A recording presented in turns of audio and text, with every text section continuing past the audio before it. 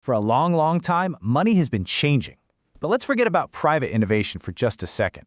Right now, the biggest shift in our financial world isn't coming from Silicon Valley. It's coming from the state itself. And it's a revolution that could totally redefine what money even is. This is the story of digital cash. And believe me, it's coming a lot faster than you think. So what are we actually talking about here? It's called a Central Bank Digital Currency, or CBDC for short. The easiest way to think about it is, well, digital cash. But here's the crucial part that changes everything. The money in your bank account today, that's really just a prowess, a liability from a private commercial bank. A CBDC, on the other hand, is a direct claim on the central bank itself. That makes it, without a doubt, the safest form of money you can possibly hold. And this little chart here really helps make sense of it all. You know that physical cash in your wallet? That's a direct claim on the central bank that you physically hold in your hand. Your bank deposit, the money you see in your banking app, is a digital claim on a commercial bank. A CBDC is trying to be the best of both worlds. It's digital, like your bank deposit, but it's a direct liability of the central bank held directly by you. All right, to really get our heads around this, here's how we're going to break it down. First, we'll look at the promise of a CBDC, why everyone's so excited. Then, we'll take a global snapshot to see who's doing what. After that, we're diving deep into the serious risks, the progress versus peril dilemma. Then we'll imagine what a future money system could look like, and we'll wrap up with the one big question at the heart of this entire debate. So, what's the big rush? I mean, the fact that over 90% of the world's central banks are exploring this tells you this is a really big deal. It's not some fringe idea anymore. The reasons why are pretty complex, but they really boil down to just a few key goals. For a lot of countries, their current payment systems are just clunky. They're slow, they're expensive.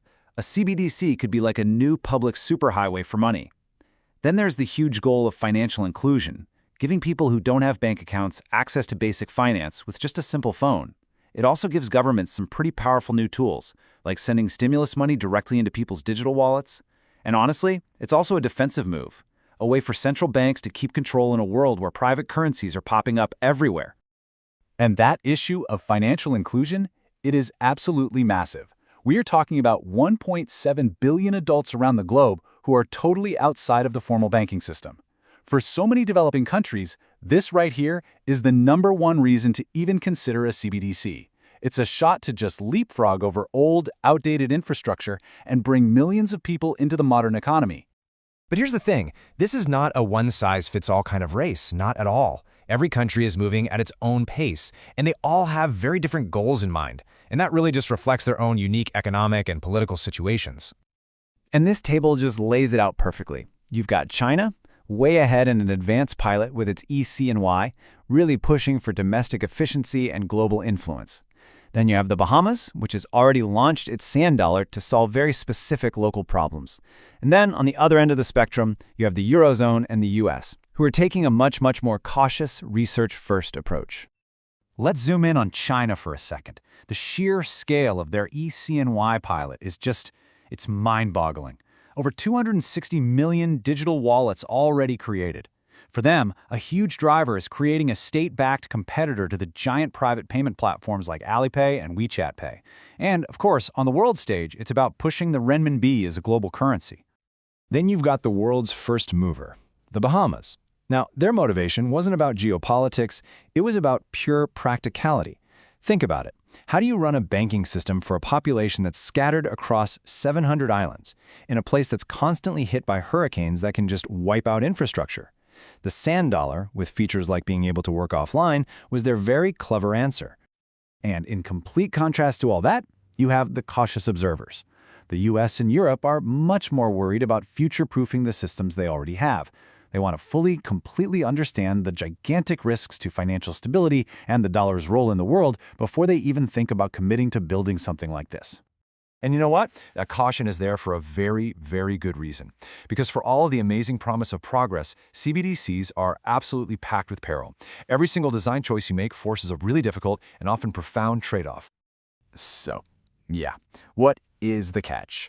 What are these massive, looming risks that have the world's biggest economies hitting the brakes so hard? Okay, the biggest fear, the one that keeps central bankers up at night, is something called disintermediation. It's a mouthful, but the idea is simple. If a CBDC is 100% safe government money, why would you keep your money in a commercial bank? Over time, that could cause a slow drain of deposits away from banks, which means less money for them to lend out.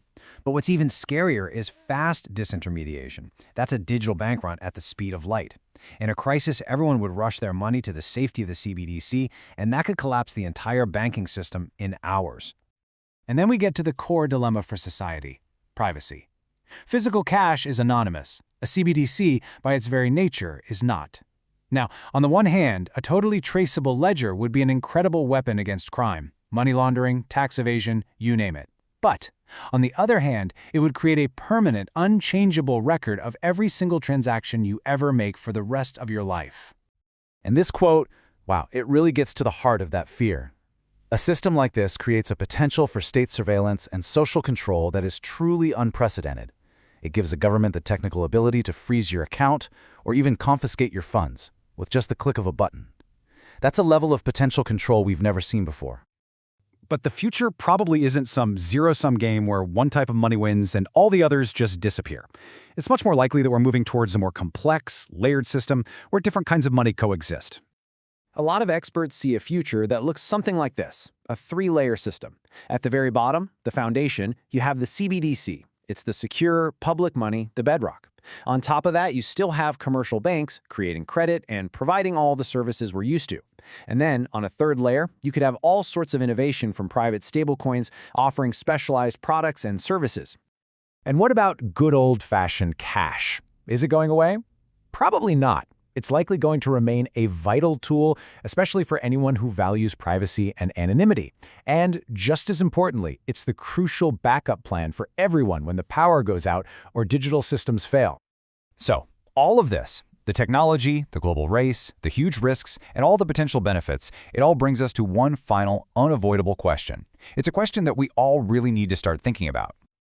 Ultimately, it really just comes down to this. What is the right balance between convenience and control?